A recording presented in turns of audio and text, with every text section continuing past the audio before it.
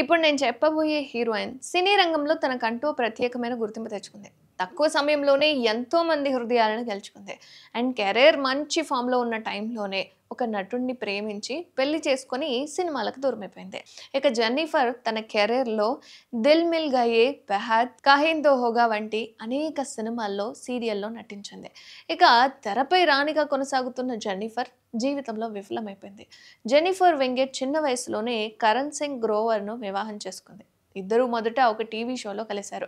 ఇద్దరి మధ్య ఏర్పడిన స్నేహం కాస్త ప్రేమగా మారిందట. దీంతో పెద్దల సమక్షంలోనే పెళ్లి చేసుకున్నారు.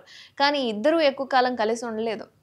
ఇక జెన్నిఫర్‌తో వివాహం జరిగిన కొంతకాలానికే ఆమె భర్త తన ప్రియురాలితో అడ్డంగా దొరికిపోయాడు. దీంతో అందరి ముందు అతన్ని చెంపదెబ్బ కొట్టింది జెన్నిఫర్. ఇక తనను మోసం చేశాడని కొన్నాళ్లు బాధపడిన జెన్నిఫర్ పెళ్లైన 10 నెలల తర్వాత అతనితో రాజీ పడలేక విడాకులు తీసుకుంది.